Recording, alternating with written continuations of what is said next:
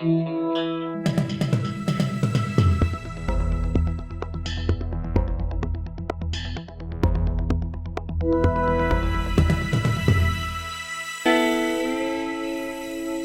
back to the weekly Batuta Advocate podcast. Now, I know most of the listeners would be used to hearing an interview at this time of the week. That's what usually happens on Mondays. We'll interview a guest. Of late, we've been interviewing journalists. We spoke to a few footballers over the last few months and, just different Australians of note. But today there is no guest. We've decided to do something different today, haven't we, Wendell Hussey? Yeah, every now and then, Clancy, we zig. Sometimes we zag. We do mix it up every now and then, and that's what we're doing today. We're talking the Grand Final. We're previewing NRL. the NRL Grand Final. We're fresh off the back of the AFL Grand Final. So we just thought we'd kind of have a bit of a rundown of what to expect in the coming days. There's different storylines, preview of the different teams, what to get excited about, what to look out for, maybe a bit of a pros and cons for each team winning. Obviously, the pros of Brisbane winning are Brisbane winning for Queensland. Yeah. But yeah, we're gonna talk through that. Came off the back of your trip down to Melbourne, actually. Yeah. Didn't it? Well, that's what I think we should say. This is not necessarily for the die-hard NRL fans, this podcast. This Definitely not for the die-hard. This is the beginner's guide. This is how to talk about the 2025 NRL Grand Final if you know nothing really about the sport. You realise it's a big cultural moment, and we noticed that off the back of the AFL Grand Final. Huge cultural moment, pitting Victoria against Queensland for the big dance down there. The Brisbane Lions won. And the same thing's happening this weekend. It's the Melbourne Storm versus the Brisbane Broncos. Two teams that are, traditionally dominant teams, but also two teams that have a lot of the players that you'd call the greats of the game, the contemporary game of professional rugby league in Australia. Now, you might notice as someone, whether you're a sports ball person who doesn't get it or just someone who hasn't really tuned in to the NRL this year, you might notice that this is all people are going to talk about in this gooch week between the AFL Grand Final and the NRL Grand Final. Yeah, and look, it's all going to go pretty quiet in terms of sports ball chat for a couple of months until we get into cricket season. Yeah. So yeah, enjoy this while it lasts. I just want to commend you, Clancy, overall. Yeah. A lot of people may not know, but you managed to make it down to Melbourne on Saturday for the Grand Final, obviously getting around your beloved Brisbane Lions. Yep. But I think the thing that I really want to commend you on is you had a flight booked back home here to Queensland at about, I think it was 6:30 or 7 o'clock on the Saturday night.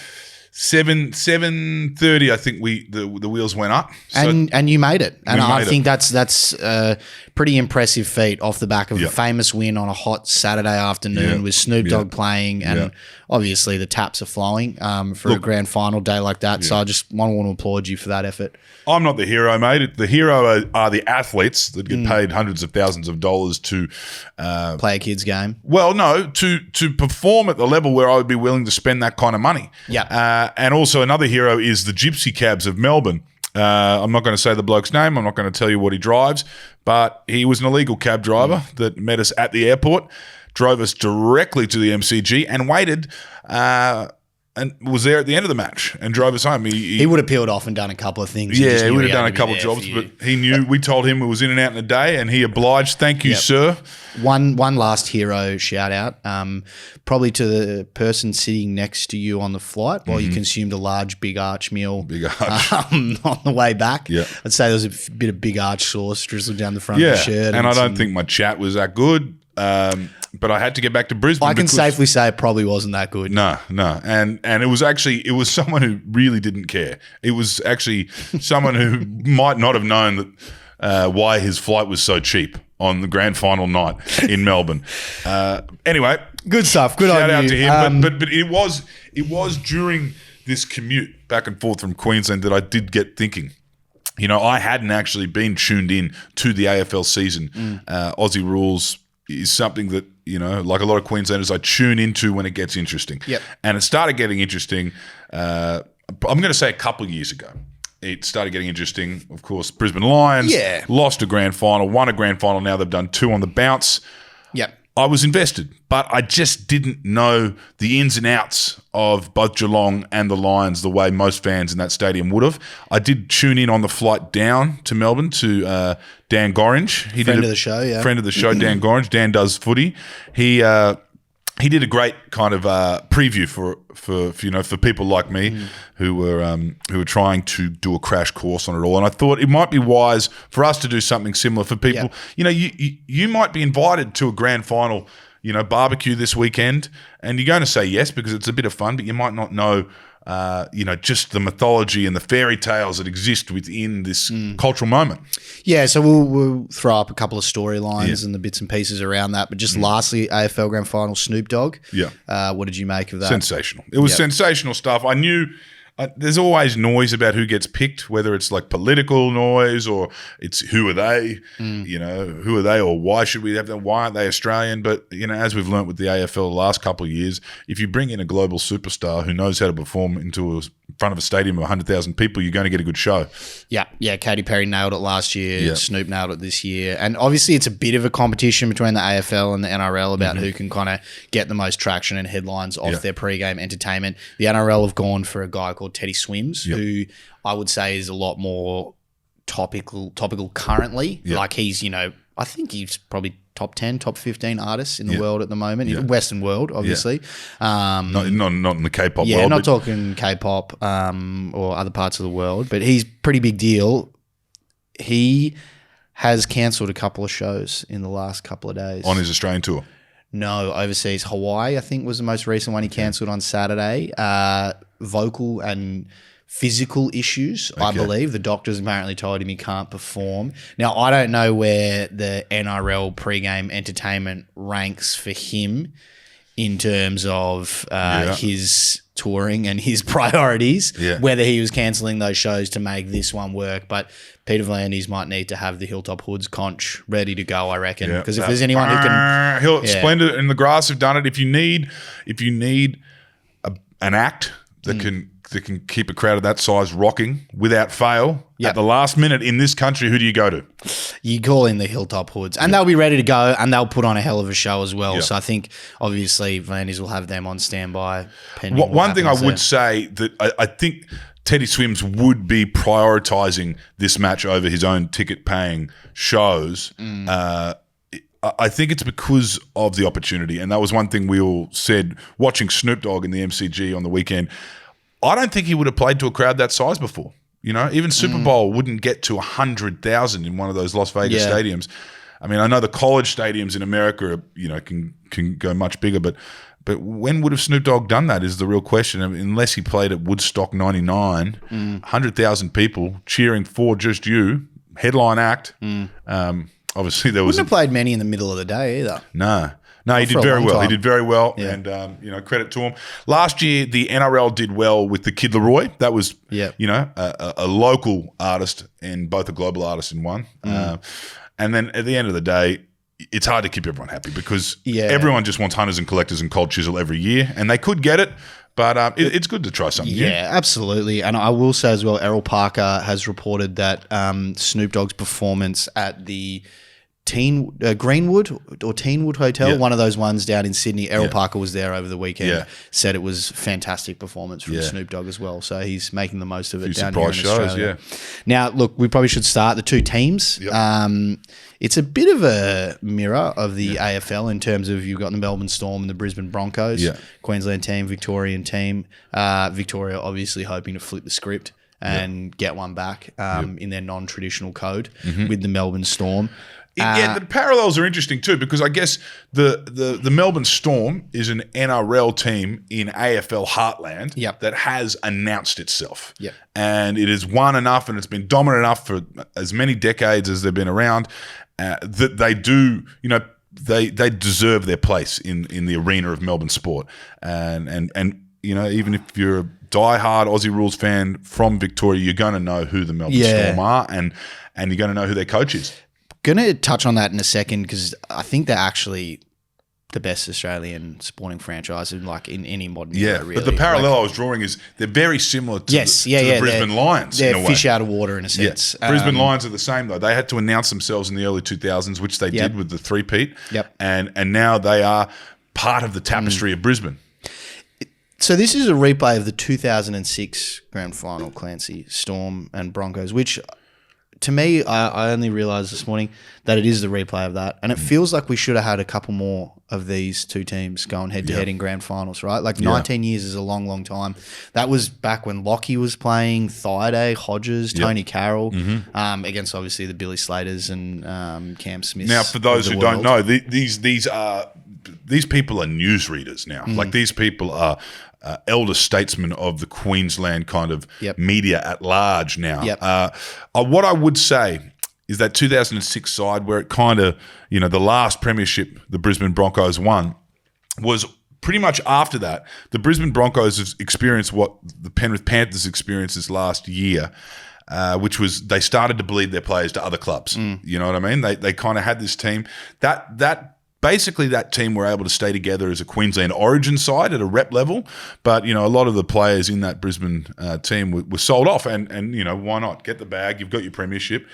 We've seen that with the Penrith Panthers, who lost to the Broncos last night in Brisbane, and that was the difference. I think it was they didn't have all the boys that they started that 4 in a row premiership streak with. And that was the difference. If you had a couple more of those guys there, I'm sure the momentum would have been there. And they just got a little bit fatigued as well. They were in the wooden spoon position, I think, in round 12 this year, which is an incredible feat to make it to where they did. But they just had to win so many games. They couldn't afford to drop any, and eventually I think they just ran out of puff. They were up 14-0 at halftime, right? And it was 26 degrees in Brisbane subtropical afternoon. So that's another thing.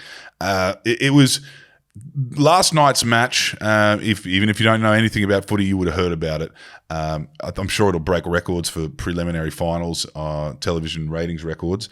It was a hell of a match, and credit to the Penrith Panthers fans. They've gone and said credit where credit's due. The Broncos didn't quit. They won. They won that match, and the Penrith Panthers streak ends. I don't think the dynasty ends. No, I think they'll continue to perform at an incredible level. But it was an interesting, again, flipping of the script from 2023, Clancy, which a lot of people in the NRL land and a lot of people outside of the NRL land will remember as the Brisbane Broncos were up. They had a huge lead in the grand final 2023, and Nathan Cleary just put in one of the probably the best individual performance, I think a lot of people say, of all time.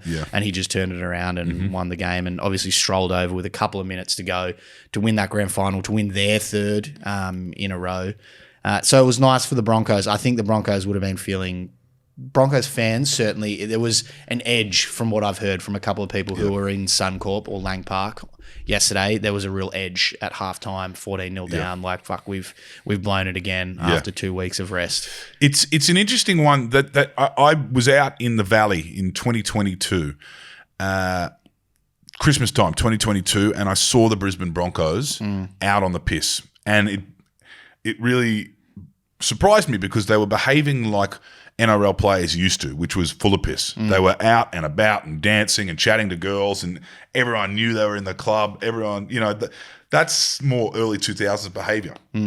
Anyway, they get to a grand final that following season and they lose. And I remember thinking at that time, I was like, is that their one shot with this team? Because, when you play hard and work hard, when you do that siege mentality, you tend to only get one shot at it. I look at the 2004 Bulldogs, the Dogs of War. I look at the 2014 Rabbitohs.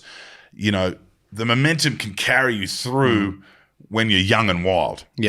I did not expect to see them back here a couple of years later, and I didn't expect to see them putting away the Penrith Panthers like this in the final, especially the season they've had, the Brisbane Broncos. And they had a bad year last year, the Bronx. I think on that not playing up, but enjoying a couple of sodas. The coach, Michael Maguire, he's a New South Welshman, he's been given the reins to the Broncos, and a lot of people were very concerned how that would go as a New South Welshman in Broncos territory. Broncos are very factional in terms of the power brokers behind the scenes and the old boys and all that sort of influence, how this guy would manage it. But I think from what a lot of people say, is he doesn't mind the boys going and having cordials and playing up. but you turn up ready to go. You can get as pissed as you want, on a night before or whatever, but you make sure you're there at training and you're ready to go. And we saw that with this guy Shibasaki, who was in the centers for the Broncos this year. He got suspended because he turned up to training and apparently smelled like beer. Yeah, may have been a little bit more than that even as well. And so he was this cult hero who'd been in Japanese rugby 18 months ago on a barely $100,000. And now he's been lighting it up, made his Queensland debut, and then obviously had this little incident here, but he'll be ready to go for the grand final. So that's a nice little storyline. Played a great match yesterday, Shibasaki. The thing I with this Broncos like bad boy thing they're doing, I find it quite interesting because they're kind of pitched as the antichrist in the NRL. NRL needs a villain. A lot of people would say Harry Potter and Gryffindor would be nothing without Malfoy and Slytherin. We need the anti-heroes. We need the villains. And the Brisbane Broncos are playing that in this era of professionality. They put away one of the most professional outfits in Australian sports history last night. That's the Penrith Panthers. No one... Really, until they came along, we hadn't seen these guys don't drink. They don't. They're good church-going guys. It's all about the football. There's a captain-coach, father-son duo. They've all known each other since they're kids, and they take it very seriously. No one's overweight. There's players in the Broncos that I think are still overweight. They're not like, they're not as fit as these other teams. And you could argue that they haven't worked as hard for this, but they're just riding the sheer momentum of being hot shit. Oh, yeah, and on that villain thing, Reece Walsh, the fullback for the Broncos, he loves playing the villain. Like in Canberra 2 weeks ago, when he got binned, he was waving at the crowd and stirring them up and, basically egging them on to throw cans and bottles and whatever they could at him and sending him wild. Yeah. So they have a couple of guys there who just really... They love the theatre and they love the narrative, and I think that's obviously very, very good for the game. One perception of the Broncos as a villain, Clancy, I think comes down to the fact that they are owned by News Corp. 68% of them is owned by the Murdochs, and ironically, one of probably the best performing Murdoch entity at the moment in terms of actual results. They would have actually had to, the family would have fought over it. They're just carving up the asset. They're actually making money as an organisation too.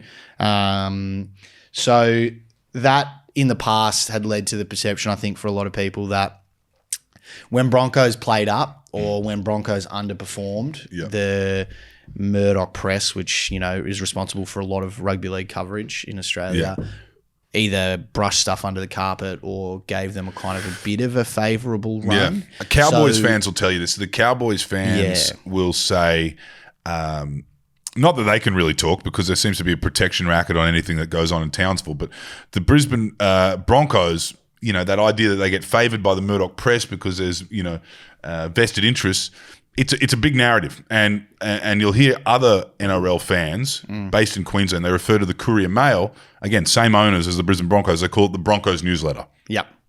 And, in many ways that probably is what happens because, this is when the Broncos are doing well, the game's doing well, broadcast deals are doing well. They have been protected in many ways, but it's also worth pointing out that Melbourne Storm has at one point been owned by News Corp, and we'll get to that too. But it's worth saying that both of these clubs had the same owners as the broadcast partners, and I think it's basically a result of the fact that they're two of the newer clubs in the competition. Yeah, the Brisbane Broncos aren't a historic team. They were created to join the New South Wales Rugby League, the NSWRL, which became the National Rugby League. Brisbane, for many years, had its own comp. And you talk to people of a certain age in Queensland, some of them won't say first up that they're Brisbane Broncos fans. They'll say that they go for Fortitude Valley Diehards or East Tigers or they'll go for the Wynnum Seagulls. Brisbane had its comp. And for that reason, I think it's taken a generation for the Broncos to actually find their identity in southeast Queensland because, for many years they were the same as the Queensland Origin side. They had the same team.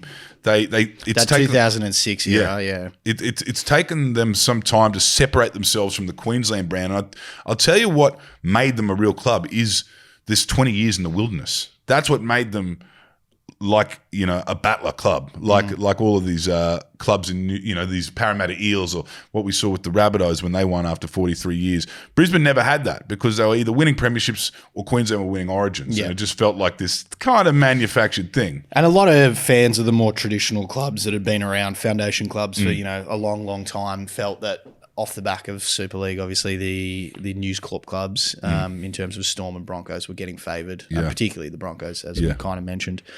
But the difference is between the Melbourne Storm and the Broncos is that the Broncos have taken a lot of licks in the 20 years since the 2000s. And Storm, the News Corp got out of the Storm in, I think, 2013 and handed it off to an ownership group.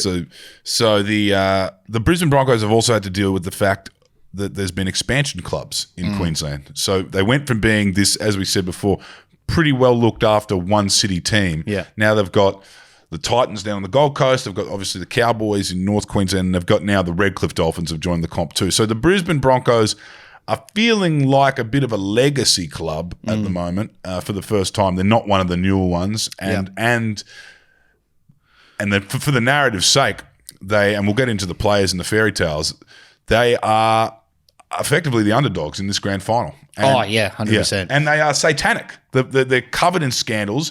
They've got all this shit going on, but they just can click together at the right times, which certainly wasn't the case midway through the season. Yeah, and a lot of that starts with their fullback. I'll just run through a couple of the players really quickly. Reece Lightning, Reece TV. You may subscribe to his YouTube show.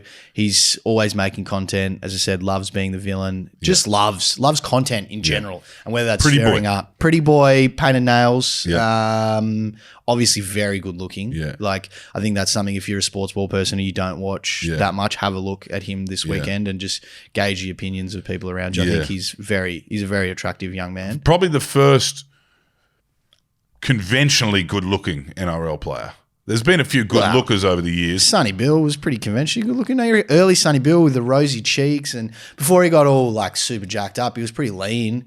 He was the whole point. Valentine Holmes is conventionally pretty. Yeah, but I mean, Reece has like the eyes and the lashes, piercing eyes, doesn't he? He's a good looking man. Look, I think there's a few. Patrick Carrigan as well. Like, he gets a lot of love. The kind of ponytail, I guess. Well, he's a bit more Byron. That's his look. He comes back for the grand final. He missed this weekend, which was a big out for them. Unfortunately, it means someone who played this weekend is not going to be able to play in the grand final because Carrigan comes back. But yeah, Reece, he was caught drinking out of a toilet, which he says he installed the toilet himself. So with his brothers, are all tradies. With his brothers, so no one christened the toilet before he drank out of it, which is... Either way, whatever it was in that water, his game has changed drastically for the better since then. Let's go through some other players. We've got Adam Reynolds at halfback. Now, you might remember him. He won a premiership 11 years ago with the South Sydney Rabbitohs. He is a born and bred Redfern boy. He grew up on Pitt Street, the son of a street sweeper from Pitt Street, Redfern.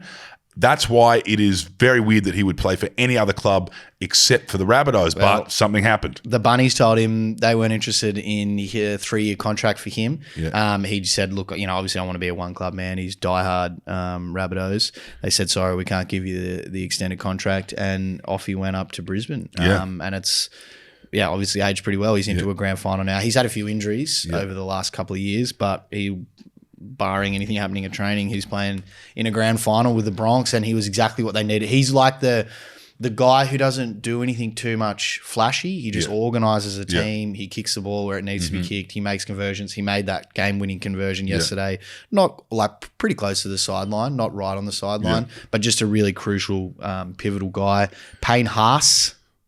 So just quickly on Adam Reynolds, it's worth mentioning that the Broncos coach, Madge Maguire, was also Adam Reynolds' coach at the Rabbitohs in 2014. Madge is up for his second premiership here. This is a huge legacy game for Madge and for Reynolds. Obviously winning premierships at two different clubs, such a long time apart as well. Madge won the Origin series. He had some good results with the Kiwis. Be pretty impressive. Payne Haas, the big prop, Newcastle fella. Who kind of lived his life, I guess, between Newcastle and the Tweed.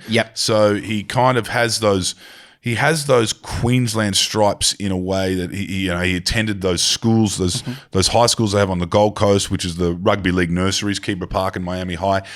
But he is technically a New South Wales rep footballer. Yeah, so him and Carrigan are the two big boys for Brisbane, and Carrigan was out last night. Payne Haas's stats, he had 20 runs for 182 metres and made 46 tackles. If you think about that in the space of 80 minutes, and it's none of these are like, slow kind of movements. It was just full-blown explosion. He was cramping up. You don't see props because most props don't play full games. He was cramping up with 10 to go because he had just physically busted himself. He's a freak. Like he's one that you say, oh, he looks a little overweight. He does. Like he's got a gut. Yeah. But apparently he's He's the fittest bloke on the Broncos. Played the full 80 minutes last night. He wins fitness time trials and all that sort of stuff. So keep an eye out for him. He's also the rags to riches. He's the fairy tale of, I would say, this grand final. There was a interesting and, I guess, eye-opening profile on him on the Sydney Morning Herald on Sunday with Michael Chammas. It was basically detailing, this man's life thus far.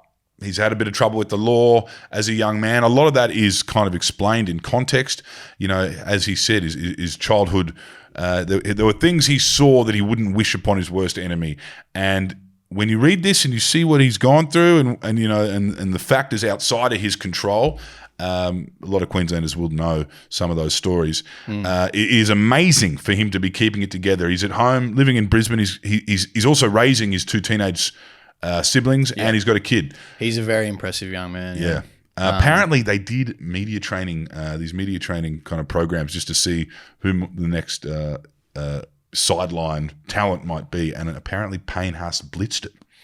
So he's very, very switched on, interpersonally as well, which we don't really see. We just see this giant forward that runs over people, runs 80 minutes. So, that Payne Haas is the one to keep an eye on. He's, again, nearly 7 foot tall, Filipino Swiss Samoan, kind of a modern Queenslander, even though, as I said before, he doesn't play for the Maroons. That's one thing I just want to touch on. 2 quick things before we move on to the Storm.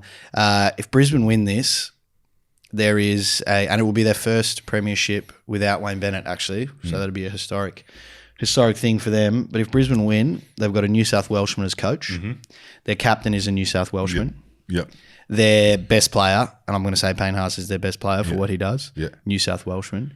A guy who scored in the centres for them yesterday, Katoni Staggs, who was probably their biggest, outside of Reece Walsh, Dubbo biggest boy, X factor, Wellington boy. New South Welshman. Yeah. It's an interesting one that this Brisbane team, for so long, great Queensland players won premierships at clubs out of state. Now it's interesting that the New South Welshmen are kind of leading the charge. And I can see you burning, Clancy. As an ethnic New South Welshman, I just wanted to point it out. What I would say is this is what makes the Brisbane Broncos a real team. After all of these years of basically having an origin side, now they are a team that has to pick their players. And I liken it, as a proud Queenslander, I will say this, I liken it to the German scientists that America gave kind of passage to during World War II.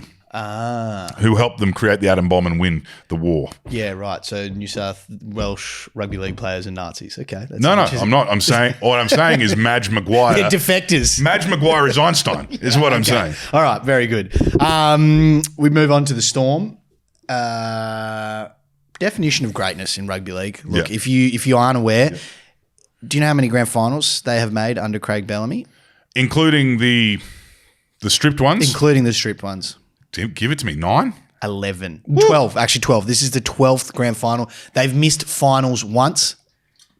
Unparalleled, really. Like, if you try and think across, you can go back to those early days where, I don't know, there was a really good team of plumbers who won, 8 premierships in a row back in the 60s or 70s or whatever you want to talk about. But in the modern era, no one has had the consistency and the ability to make finals pretty much every single year and make grand finals pretty much every second year. This is their 3rd grand final of the decade. What would be the international comparison? I would say an operation so slick like that you could compare to the All Blacks. In World Rugby? Or it's Patriots, New England Patriots in the NFL maybe. There's probably some, maybe like Jordan and the Bulls. Yeah. But it's kind of hard because... That was a moment. That was a moment, and there was 2 3-peats, whereas Yeah. these guys, they don't, like, they've never won them in blocks, really, apart from when they get stripped. Yeah. But they just every second or third year seem to be in a grand final, and then every 3 or 4 years they win one. So they won in 2020 before the Panthers dynasty. Cam Smith's last match. Yeah, then they won in 2017, and then they were in the grand final 2018, I think 2019 as well, maybe. Do you want to explain to again the beginners what stripped means? Stripped, yeah. So they won a couple of premierships, but it turned out that They've won how many? 6, I think. Yeah, but a couple of them were stripped from the record books. Yeah. So what happens is NRL, if you're not familiar, you get a salary cap. So each team gets X amount of dollars. I think it's a bit over 11 million you get to spend on your entire playing group.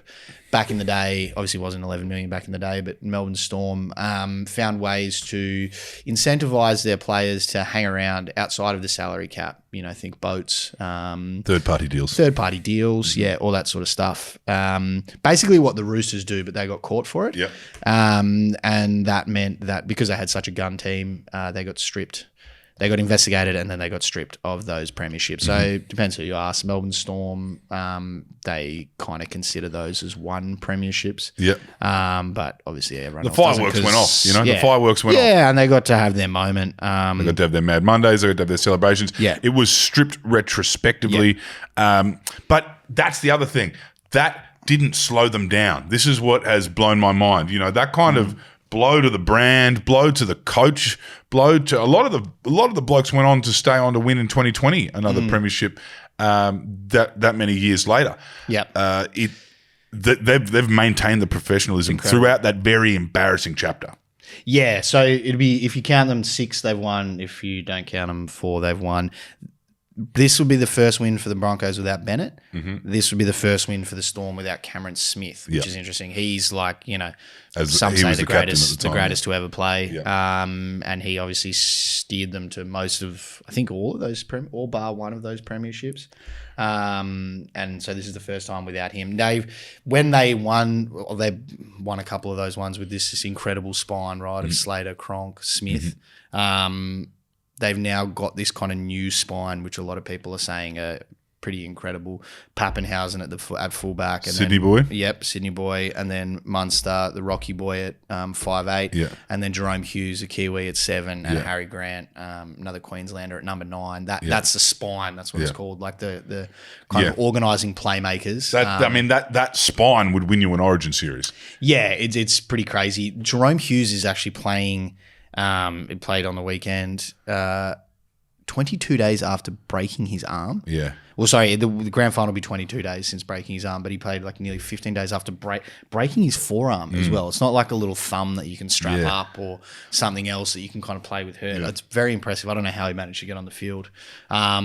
But yeah, Cam Munster, another iconic Queenslander. Yep. Always had a lot of Queenslanders as Storm. Yep. And yeah, they've got another few of them there. That comes from their history, right? They were founded during the Super League War. This is the old logo for the Super League War, for the Super League, which was a Murdoch kind of rival to the NRL. The Batuta Advocate has done a documentary series on that. If you can find it online, we kind of explained what was happening when it was the Packer family versus the Murdoch family fighting for the rights to basically be the sole broadcasters of rugby league in Australia during its kind of boom in the late 90s. Yep. Now, they had to create a few teams during that to make it a national sport because it had always been basically New South Wales. Kind of further south it went was the Illawarra Steelers. As far north as it went was the Newcastle Knights. Brisbane joins Melbourne Storm. At one point, they had an Adelaide team, the Adelaide Rams. Very humorous little exercise, that one. They had the Perth Reds. Perth is eventually going to get its own team again as the Perth Bears. But you know, this is the difference now. This is a non-foundational grand final, and the Melbourne Storm were basically founded and run and operated for the first couple decades of their existence by a bloke named John Rebo, who was a Queensland great, and he knew the game back to front. He ran it like a Queensland club. If he'd been given control of a Queensland club, he would have run it that way, and it was stacked with Queenslanders. Early days, and still to this day, Queenslanders always had to borrow the playmakers from Melbourne for the state of origin, and that hasn't changed. Yeah. I think it's also worth pointing out this is a really interesting time for the Storm, potentially. Bellamy, who's been there for this whole incredible great era and, goes down as probably the greatest coach the game's ever seen. How many years did they say? I think he's been there 23 or 4. Right. Because Wayne Bennett was only at the Broncos for 21 years. Yeah. 2003 was the beginning of the Bellamy era. I think there's a tiny chance, not a tiny chance, I think there's a good chance that if they win on the weekend, it might be the end of the Bellamy era. Right. And then there's a few things floating around. There's a few expansion clubs that need a coach. There's a few expansion clubs. So there's a couple of guys, maybe there's some chat about them going over to Perth. Yep. There's also some chat about a couple of the Melbourne players going to a major international city not very near you, like a Paris or a New York or a London for this Rugby 360 comp that's being floated around. So who knows what it means for the legacy of this the Storm. This is not necessarily part of this year's storylines. This is something that could happen in the wake of them potentially winning. Potential theories that we are throwing out. Yeah, Billy Slater. There's also some chat. Billy Slater, maybe if Bellamy went, Billy Slater comes down to coach the Storm. So it keeps a great Queensland tradition there. Yep. Look, the Storm, I guess, to wrap it up, what would you say, Clancy? They're an incredibly successful club. Yep. Obviously, in Australia, that means they get the kind of tall poppy syndrome treatment in terms of their northern fans and in Sydney and Brisbane. Yep. But yeah, they're incredible. They're slick. They're professional. Their coach Bellamy, he gets called Bellyache. He explodes in the box. You just watch during the match. If things aren't going his way, you've never seen anything like it. It's like the high school science teacher that was quitting cigarettes. That's the energy you get out of this man.